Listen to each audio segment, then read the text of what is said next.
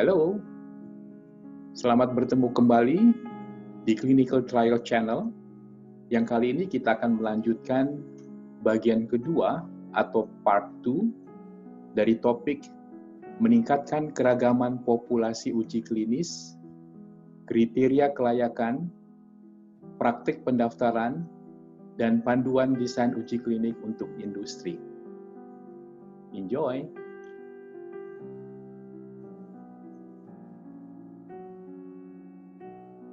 Halo, selamat bertemu kembali di dalam bagian kedua atau part 2, meningkatkan keragaman populasi uji klinis, kriteria kelayakan, praktik pendaftaran, dan panduan desain uji klinik untuk industri. Topik ini adopted dari publikasi US FDA yang baru saja dipublikasikan pada tanggal 10 November 2020 yang lalu berkaitan dengan meningkatkan keragaman populasi uji klinis. Meningkatkan keragaman populasi uji klinis, kriteria kelayakan, praktik pendaftaran, dan panduan desain uji klinik untuk industri. Desain uji klinis dan pendekatan metodologis. Sponsor harus mempertimbangkan berbagai desain uji coba dan pendekatan metodologis yang akan memfasilitasi pendaftaran populasi yang lebih luas atau broaden. Berikut adalah contoh pendekatan yang perlu dipertimbangkan oleh sponsor. Pertama, pertimbangkan untuk membuat karakter. Dalam perkembangan klinis awal, metabolisme dan clearance obat di seluruh populasi yang dapat memetabolisme atau membersihkan obat secara berbeda, misalnya orang tua dan peserta dengan disfungsi hati atau ginjal. Karakterisasi awal dari metabolisme obat dan clearance di seluruh kelompok akan membantu menghindari pengecualian di kemudian hari dan secara lebih umum akan memungkinkan penyesuaian dosis untuk mengoptimalkan efektivitas dan keamanan di seluruh populasi yang berbeda. Yang kedua, menggunakan desain uji klinis adaptif yang akan memungkinkan perubahan desain uji klinik yang ditentukan sebelumnya selama uji klinik bila mana data sudah tersedia, termasuk mengubah populasi uji klinik. Desain adaptif dapat dimulai dengan populasi yang sempit jika ada kekhawatiran tentang keselamatan dan dapat diperluas ke populasi yang lebih luas berdasarkan data keselamatan sementara dari uji klinik yang memberikan dukungan untuk melakukannya. Uji klinik adaptif juga dapat memberikan pendaftaran yang lebih luas ketika ada ketidakpastian mengenai apakah obat tersebut akan aman dan efektif pada populasi tertentu. Dengan analisis sementara yang akan memungkinkan penyesuaian pendaftaran di masa mendatang berdasarkan kriteria respons obat yang ditentukan sebelumnya. Yang ketiga, pertimbangkan program pengembangan pediatrik yang lebih luas sejak dini. Urutan arbitrer pendaftaran subkelompok pediatrik berdasarkan usia kronologis untuk beberapa kondisi bisa menunda pengembangan obat untuk anak dengan membatasi populasi penelitian. Oleh karena itu, pendaftaran berjenjang dalam studi pediatrik berdasarkan usia kronologis, yaitu pendaftaran peserta anak yang lebih tua terlebih dahulu, kemudian dilanjutkan dengan anak dengan usia lebih muda, harus dibenarkan dengan alasan ilmiah yang jelas. Yang keempat, pertimbangkan untuk memasukkan sampel farmakokinetik untuk menentukan dosis pada wanita yang hamil selama uji klinik bila memungkinkan untuk melanjutkan partisipasi dengan jaminan keamanan yang memadai. Dan jika risiko bagi peserta dan janin partisipan percobaan lanjutan adalah wajar dalam kaitannya dengan manfaat yang diantisipasi dan pentingnya informasi atau pengetahuan yang akan dihasilkan. Hal ini akan menyediakan informasi penting mengenai metabolisme obat selama kehamilan sepanjang trimester, saat di mana fisiologi dapat berubah secara signifikan.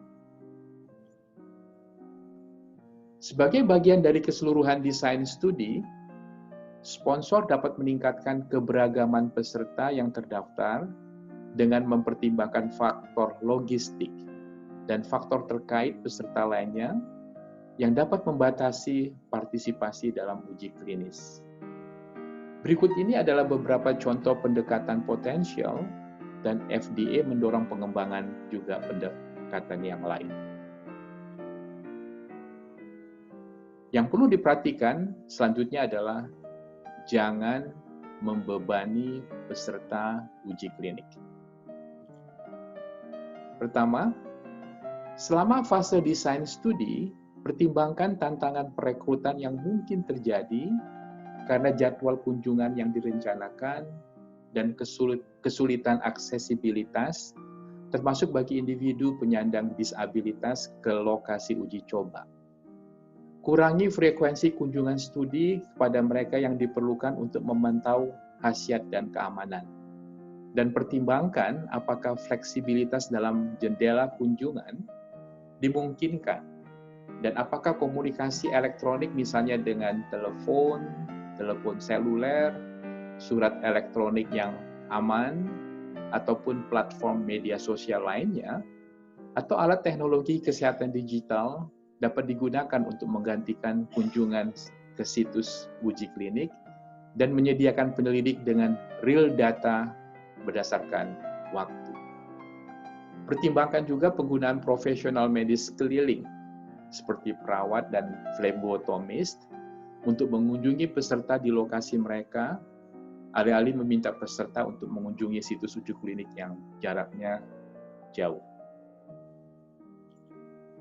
Kedua, selama perekrutan agar dijelaskan penggantian biaya-biaya yang timbul karena partisipasi dalam uji klinis, misalnya biaya perjalanan dan biaya akomodasi atau penginapan. Mengadopsi praktek pendaftaran dan retensi yang meningkatkan inklusivitas. Pertama, menerapkan strategi yang lebih inklusif untuk penjangkauan dan pendidikan publik, termasuk menggabungkan penelitian yang berfokus pada pasien ke dalam desain uji klinis. Industri, kelompok advokasi pasien, asosiasi medis, dan pemangku kepentingan lainnya dapat berkolaborasi bersama untuk mendidik peserta tentang partisipasi uji klinik. Kedua, pertimbangkan untuk mendorong keterlibatan komunitas melalui perkumpulan medis, fokus grup, dewan penasihat komunitas, pencatatan penyakit, dan penelitian partisipatif berbasis komunitas. Yang terakhir, mempromosikan desain penelitian klinis dengan bantuan anggota dan pemimpin komunitas untuk lebih efektif memenuhi kebutuhan calon peserta. Dan yang ketiga, pastikan situs uji klinis menyertakan lokasi geografis dengan konsentrasi lebih tinggi pada pasien dengan ras, etnis minoritas, dan penduduk asli, serta lokasi di dalam lingkungan tempat populasi ini, di mana mereka menerima perawatan kesehatan, karena membatasi situs uji klinis ke lokasi geografis tertentu, dapat membatasi kemampuan untuk mendaftarkan populasi percobaan yang beragam.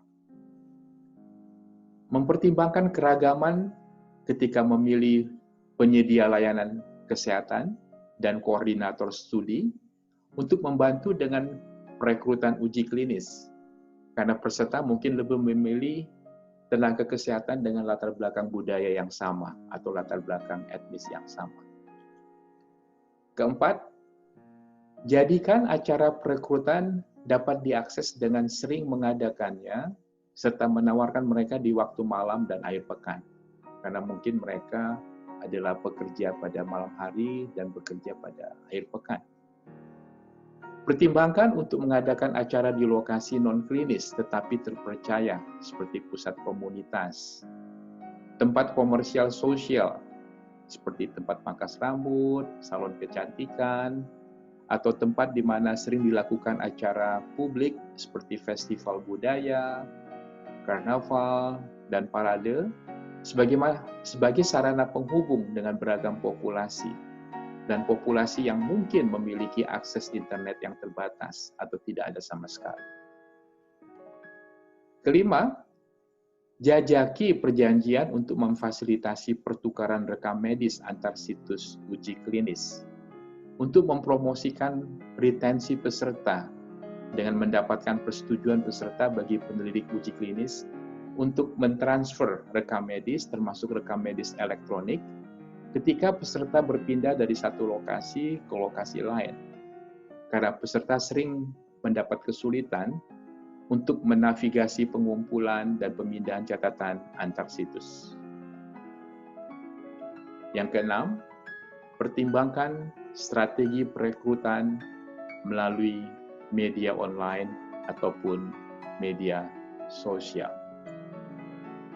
Dan yang ketujuh, pertimbangkan untuk menggunakan surat persetujuan elektronik atau Electronic Informed Consent untuk memungkinkan peserta membaca dan menandatangani formulir yang diperlukan dari jarak jauh. Sebagai gantinya bepergian ke situs uji klinis, sementara memastikan bahwa semua calon peserta, termasuk mereka yang memiliki masalah literasi, memahami dengan baik semua informasi yang diperlukan berkaitan dengan uji klinis yang diikuti. Sebagai kesimpulan, pertama, memperluas kriteria kelayakan dan mengadopsi praktik pendaftaran yang lebih inklusif akan meningkatkan kualitas studi dengan memastikan bahwa populasi studi lebih mewakili populasi yang nantinya akan menggunakan obat tersebut jika obat tersebut disetujui. Kedua, meningkatkan kemampuan untuk memahami profil manfaat risiko terapi dalam tahap pengembangan obat selanjutnya untuk populasi fase 3 yang kemungkinan besar nantinya akan menggunakan obat tersebut dalam praktek klinis. Dan yang ketiga, FDA mendorong sponsor untuk mempertimbangkan pendekatan yang diuraikan dalam panduan ini dan juga dapat mengembangkan pendekatan lain yang sesuai. Ini adalah end of part 2. Terima kasih atas perhatiannya. Semoga informasi ini dapat bermanfaat bagi Anda sekalian. Sampai jumpa. Enjoy. Bye.